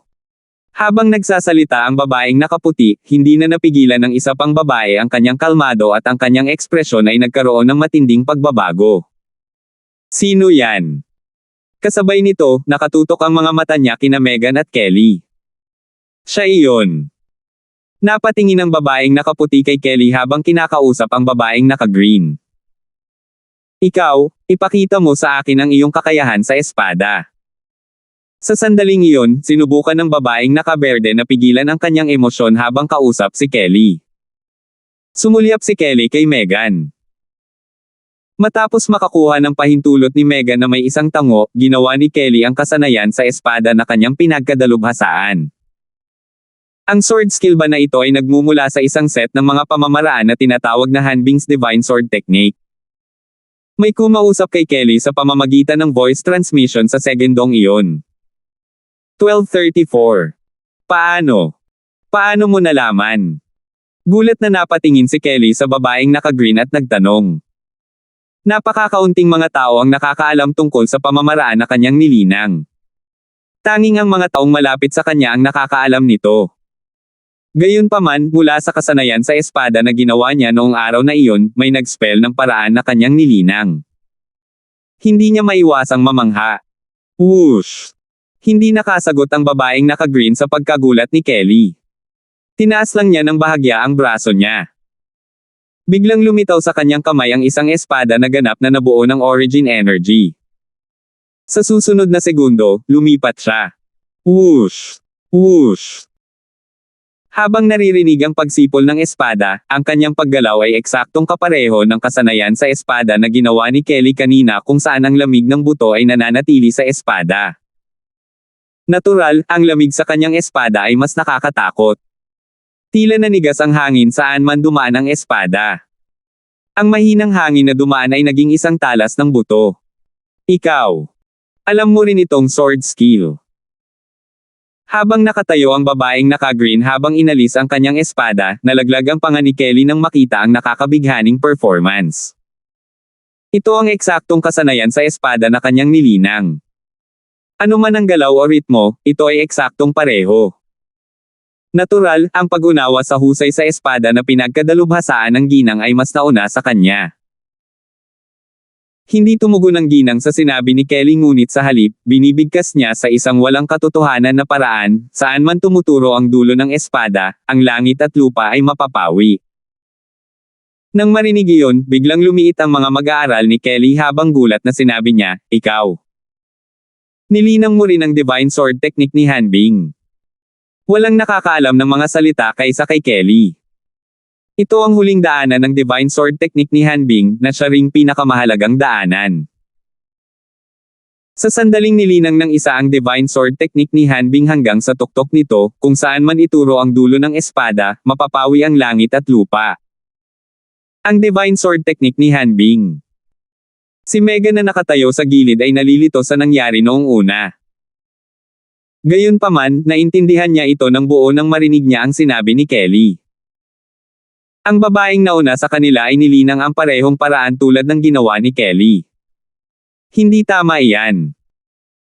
Ayon sa sinabi ng rascal, kahit na ang Galactic Star Technique o ang Divine Sword Technique ni Hanbing na ipinasa niya kay Sister Kelly, wala nang ibang nakakaalam tungkol dito. Umiling si Megan, hindi maintindihan ang sitwasyon. Pagkatapos, napagtanto niya kung bakit ililigtas sila ng babaeng nakaputi. Ito ay dahil nakilala niya ang kasanayan sa espada na nilinang ni Kelly. Rascal, alam mo ba iyon? Ang paraan na ipinasa mo kay Sister Kelly ay nagligtas sa ating buhay. Napaisip si Megan sa sarili. Isang kislap ang sumilay sa mga mata ng babaeng nakaberdeng damit habang siya ay bumubulong habang nakatingin kay Kelly. Kung hindi ako nagkakamali, nilinang mo ang kumpletong Divine Sword Technique ni Han Bing. Hindi ko inaasahan na may ikatlong tao na nalinang ang kumpletong Divine Sword Technique ni Han Bing bukod sa aming master at ako sa Cloud Continent. Sino pa ang nagal-inang ng Divine Sword Technique ni Han Bing bukod sa iyo? Hindi makapaniwala si Kelly na may nakilala siyang iba na nagal-inang ng Divine Sword Technique ni Han Bing. Ngayon, ang taong nauna sa kanya ay tila sinasabi sa kanya na may ikatlong tao na may pagkakatulad. Si Master Martial Emperor mismo ang nagturo kay Senior Sister Shu ng pamamaraan. Ito ang pinakamakapangyarihang paraan sa Holland Valley. Ipapasa lang ng may-ari ng henerasyon sa Holland Valley ang pamamaraan sa isang tao lamang, sabi ng babaeng nakaputi na tumabi. Sabay tingin niya sa babaeng nakaberdeng damit. Ang taong nagmamana ng pamamaraan ay isang inapo ng Holland Valley. Master Martial Emperor. Tumingin si Megan sa babaeng nakaberde matapos marinig ang sinabi ng kanyang kasama. Hindi niya maiwasang mapabulalas ng mahina, ikaw ba? Ikaw ba talaga ang direktang disipulo ng Martial Emperor? Bagamat inakala niya iyon kanina, nabigla pa rin si Megan matapos ma-verify ang katotohanan. Si Senior Sister Shu ay hindi lamang direktang disipulo ni Master Martial Emperor. Siya ay inapo ng ating Holland Valley at magiging isang Martial Emperor powerhouse sa madaling panahon. Ang mga mata ng babaeng nakaputi ay puno ng madamdaming pagsamba habang nagsasalita siya, malinaw na kumikinang sa pagkamangha niya para sa babaeng nakaberde. Direktang alagad ng Martial Emperor. Nabigla rin si Kelly sa sinabi ni Megan, dahilan para mapatingin siya sa babaeng nakagreen sa gulat. Naipasa ba sa iyo ni Martial Emperor Holland ang Divine Sword Technique ni Han Bing? Tama iyan. Tumango ang babaeng nakagreen. Ang layer ng hamog na nagyelo na tila tumatakip sa kanyang mukha ay natunaw sa sandaling iyon. Sumunod ka sa akin. Sigurado akong interesado si Master sa iyo. Maaaring gumawa pa siya ng exception at kunin ka bilang kanyang direktang disipulo. Isang direktang alagad. Maging si Megan ay nabigla sa paghahayag na ito. Ang master ng babaeng nakagreen sa harap nila ay ang may-ari ng Holland Valley, ang Martial Emperor Holland. Ang pagiging direktang disipulo ng kanyang amo ay nangangahulugan ng pagiging direktang disipulo ni Martial Emperor Holland. Maaari kitang sundan. Ngunit kailangan din akong sundan ni Sister Megan, giit ni Kelly. Ang tanga mong babae, napakaswerte mo na dinala ka ni Senior Sister Shu para makita si Master Martial Emperor. How dare you negotiate your terms with Senior Sister Shu? Napamura ang babaeng nakaputi na tumabi habang nakakunot ang noo. Kung hindi ako sasama ni Sister Megan, bilangin mo na ako. Hindi siya pinansin ni Kelly at tinitigan ng masama ang babaeng nakagreen. Nakaramdam si Megan ng init sa loob niya nang marinig niya iyon. Alam niyang ipinaglalaban ni Kelly ang pagkakataon para sa kanya. Kasabay nito, takot na tumingin si Megan sa babaeng nakagreen. Natatakot siya na baka galitin siya ni Kelly na mas makakasama kaysa makabubuti. Tara na. Nakapagtataka, tumango ang nakaberdeng babae at pumayag sa kalagayan ni Kelly. Kasabay nito, tumalon siya sa hangin at nag-hover na may balak na hintayin sina Kelly at Megan. Nagkatinginan sina Kelly at Megan at nakita ang saya sa mga mata ng isa't isa. Sumunod naman sila sa babaeng nakagreen. Nalaman nila ang tungkol sa kanyang pangalan sa daan. Ang kanyang pangalan ay Rowena Shu. Sa ilalim ng patnubay ni Rowena, dumating sina Kelly at Megan sa tuktok ng nyebe. Ito ay natatakpan ng ulap at ambon, na tila walang hangganan mula sa malayo. May isang malawak na platapormang bato na nakatayo sa likod ng ulap at ambon. Isang palasyong ganap na gawa sa mga eskultura ng yelo ang bumangon mula sa tuktok ng platapormang bato. Ito ay isang malakristal na palasyo na napakaganda na tila isang palasyo na maaari lamang umiral sa langit kung saan nakatira ang Diyos. Guro. Dinala ni Rowena sina Kelly at Meghan sa labas ng palasyo ng yelo at magalang na yumuko. Isang dalaga ang lumitaw sa harap nila bago nakapag-react sina Kelly at Meghan. Mukhang 30 pa lang ang dalaga, ngunit alam ni na Kelly at Meghan na ang kanyang tunay na edad ay malapit sa 100. Tumayo ang dalaga sa kanilang harapan, itinatago ang kanyang aura at ginagawa siyang parang normal na tao. Master Martial Emperor. Pagharap sa binibini, sina Kelly at Meghan ay hindi nang ahas na mag-antala habang sila ay yumuko ng may paggalang sa isang iglap. Naranasan nilang magkagulo nang hindi man lang alam kung bakit. Ito ang kauna-unahang pagkakataon sa kanilang buhay na makatagpo ang isang Martial Emperor powerhouse. Gayunpaman, ang binibini na mukhang pangkaraniwan ay hindi kailanman tumingin kina Kelly at Meghan kahit isang beses mula sa simula hanggang sa huli. Tanong niya habang nakatingin kay Rowena, "Runger, may maitutulong ba ako sa iyo?"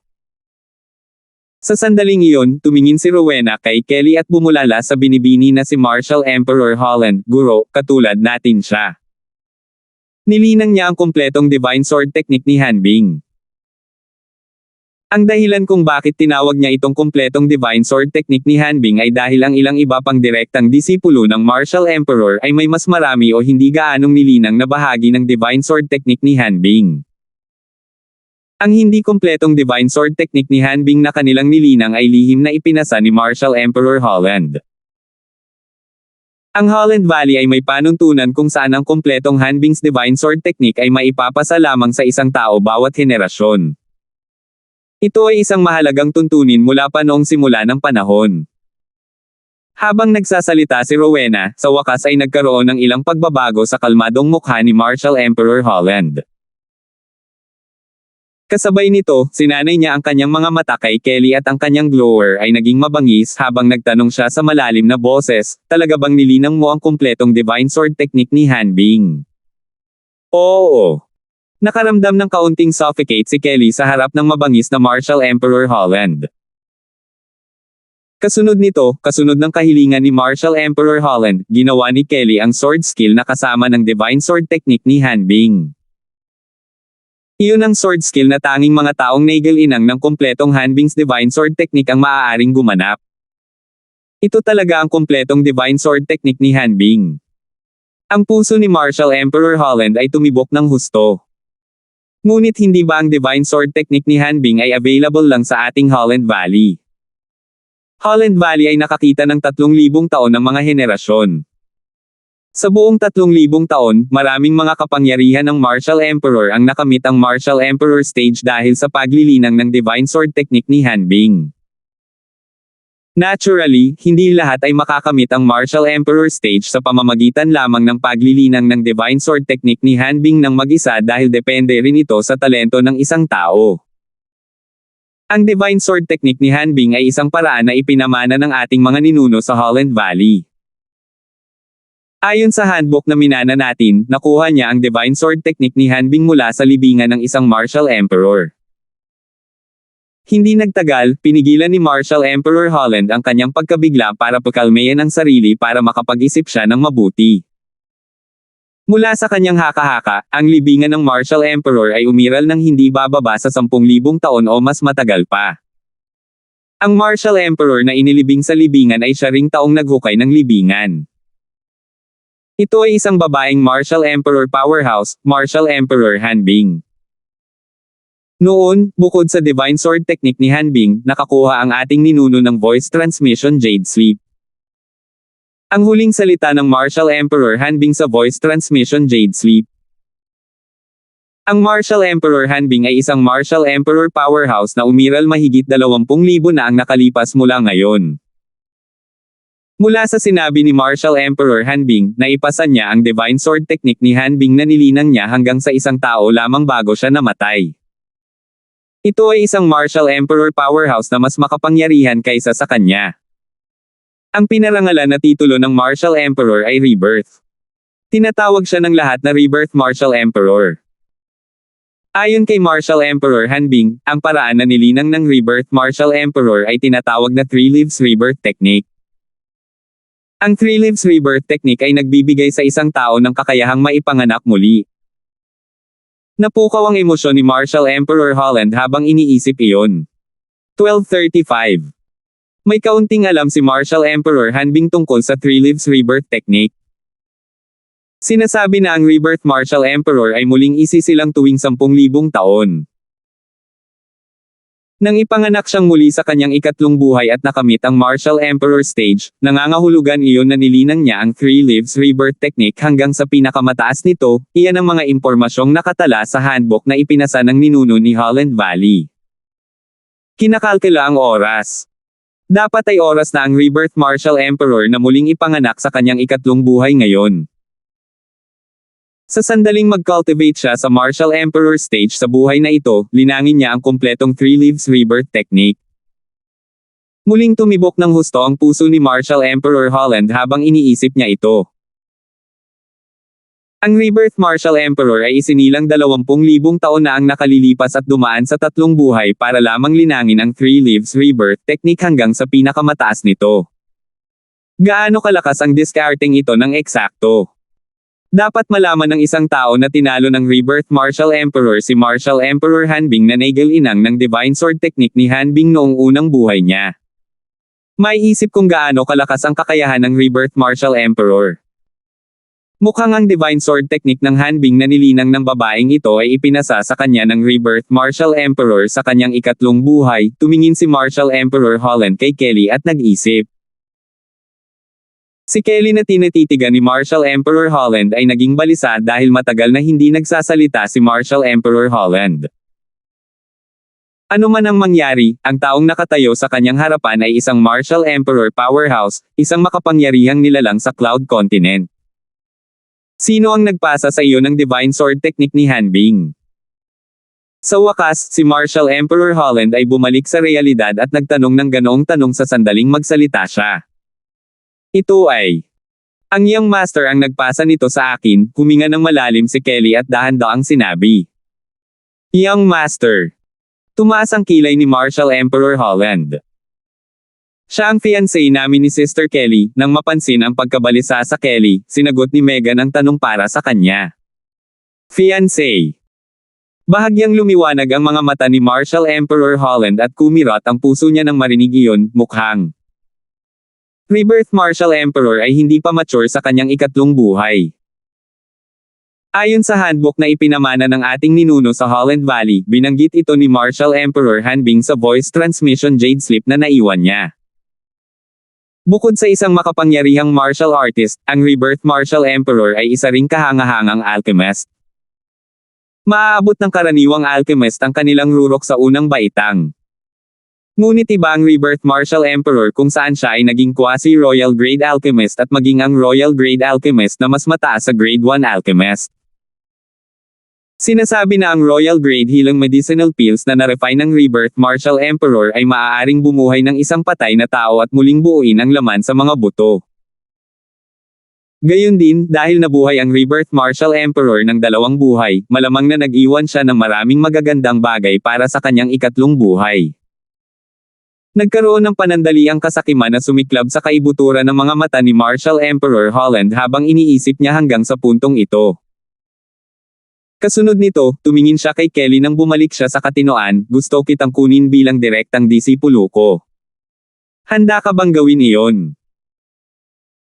Bagamat wala siyang ideya kung bakit isasama ng Rebirth Martial Emperor ang kanyang mga fiancé dito sa Holland Valley habang nabubuhay siya sa kanyang ikatlong buhay, natural lang sa kanya na gamitin ang mga ito dahil narito sila. Rebirth Martial Emperor.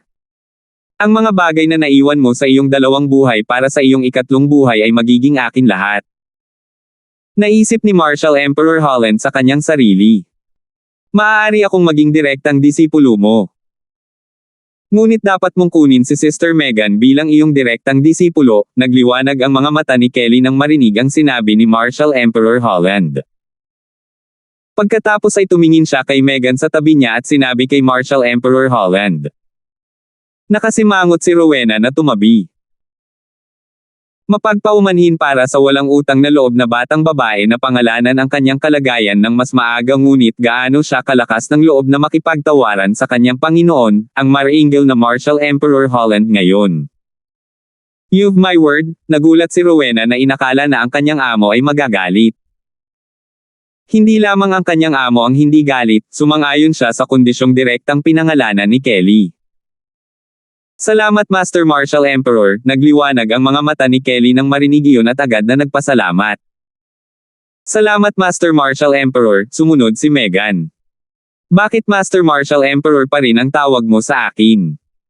Bahagyang ngumiti si Martial Emperor Holland at sinasadyang nagtanong. Guru, biglang nanambalik sa katinoan sina Kelly at Megan at yumuko kay Martial Emperor Holland ng may paggalang. Tuwang-tuwa sila sa sandaling iyon. Wala silang ideya na isang higanteng web of scheme ang ibinato sa kanila at ang kanilang kasintahan. Mabilis na lumipas ang oras, isang buwan ang lumipas ng ganoon lang. Isang buwan na lang bago ang pagsusulit sa pagpili para mag-recruit ng mga alagad at tagasunod ng Martial Emperor ay magaganap sa Lazarus Peak. Ang kalahating daan sa kahabaan ng bundok sa gilid ng Lazarus Peak ay isang mahabang hagdanan na ganap na naghihiwalay sa dalawang platapormang bato. Ang hagdanan ay parang moat na naghati sa dalawang platapormang bato sa dalawang magkaibang mundo. May magandang loft na nakatayo sa ibabaw ng batong plataporma sa itaas. Ang loft ay napapaligiran ng Heaven and Earth Origin Energy na tila na materialize. Ito ang pinakamagandang kapaligiran para sa paglilinang, ito ay isang kapaligiran na makaakit ng inggit ng iba. Sa kabilang banda, bukod sa bitek na lupa na parang higanteng sapot ng gagamba, ang platapormang bato sa ibaba ay may mga kubo sa ibabaw nito na puno ng baho na hindi maalis-alis. Whoosh! Isang silhouette ang lumitaw mula sa manipis na hangin sa loft sa itaas ng hindi alam kung kailan. Ito ay isang lilang silhouette. Si Alvin ang nasa closed-door cultivation sa loob ng 2 buwan. May natitira akong 1 buwan, mahinang ungol ni Alvin at pagkatapos ay tumalon sa ere. Sa isang kisap mata, umalis siya sa kinaroroonan niya. Hindi siya napigilan mula sa simula hanggang sa huli. Natural, hindi ito dahil si Septimus at ang isa pang alagad ng Martial Emperor ay walang kamalayan sa pag-alis ni Alvin. Bagamat alam nila, hindi nila binalak na pigilan siya. Ang kanilang kawalan ng kakayahan na pigilan si Alvin dahil sa kanyang kakayahan bukod, alam nila na sa kanyang kakayahan, tiyak na mananatili siya para sa pagsusulit sa pagpili upang mag-recruit ng mga alagad at tagasunod ng Martial Emperor na inorganisa ng Lazarus Peak dahil iyon ang dahilan kung bakit siya narito. Natural, hindi binago ni Alvin ang kanyang plano. Aalis lang siya pansamantala, gusto niyang huminga. Habang tumalon siya sa ere, ginawa niya ang movement martial skill na Dragon Soaring the Nine Heavens. Mukha siyang naging Divine Dragon mismo at lumipad palayo sa tuktok ng Lazarus Peak. Mabilis siya. Nakita ni Alvin ang maraming disipulo ng Martial Emperor sa daan ngunit walang nakapansin sa kanya. Hindi nagtagal, dumating siya sa tuktok ng Lazarus Peak.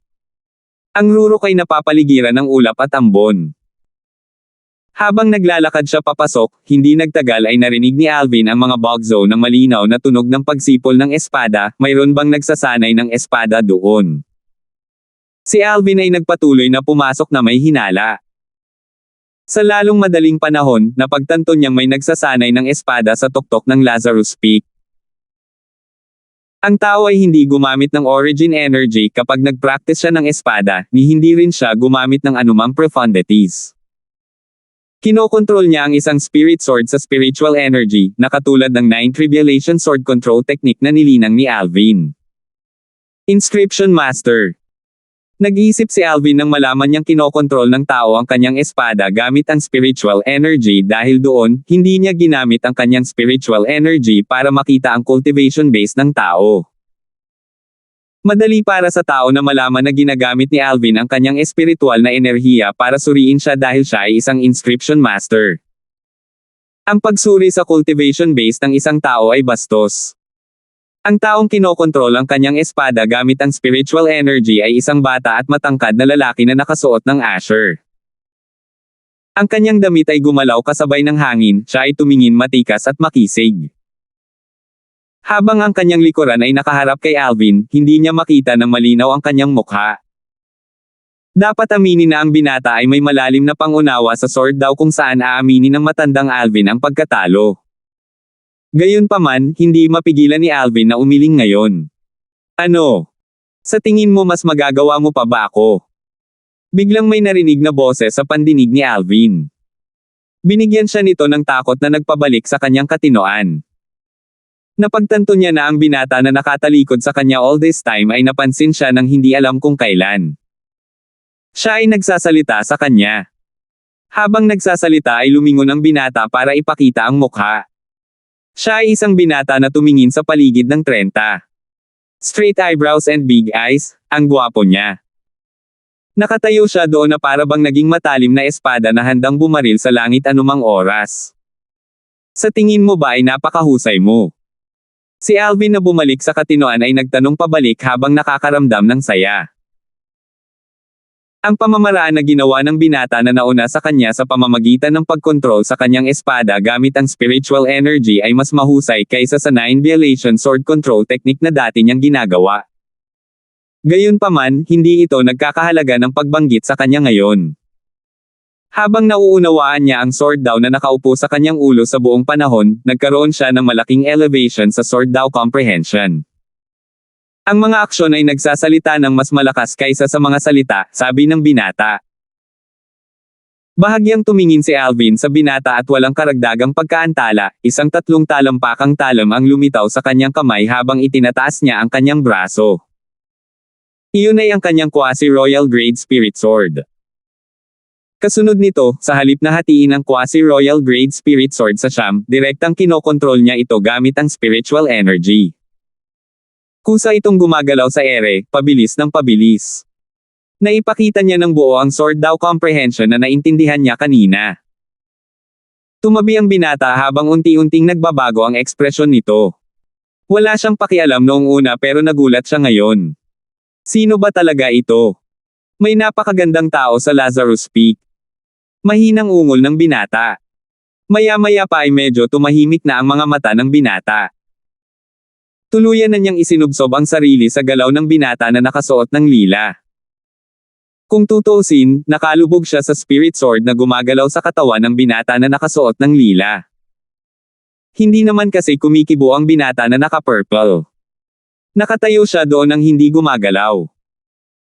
Ang mga mata ng binata ay nagbago mula sa walang ginagawa hanggang sa naliligaw at kasunod nito, natauhan siya. Nagbabago ang ekspresyon niya bawat segundo. Wow! Kaya mo yan. Kamangha-manghang. Kamangha-manghang. Sa paglipas ng panahon, ang tanging nararamdaman ng binata para sa binata na nakasuot ng lila na nasa harapan niya sa kanyang pag-unawa sa sword Dao ay ang paghanga. Nakaramdam siya ng hiya sa sarili. Anong pangalan mo? Nang maalala ng binata na nakasuot ng purple ang kanyang espiritual na enerhiya at ibinalik sa kanyang kamay ang espiritong espada, hindi napigilan ng binata na magtanong ng may pagtataka. Alvin, mabagal na sagot ni Alvin. Alvin, ikaw ba ay disipulo ni Lazarus Peak Martial Emperor? Tanong ulit ng binata. Hindi, umiling si Alvin, narito ako para makibahagi sa pagsusulit sa pagpili para mag-recruit ng mga disipulo at tagasunod ng Martial Emperor na nangyayari makalipas ang 1 buwan. Salamat po at sinamahan ninyo ako, ingat lagi mga master.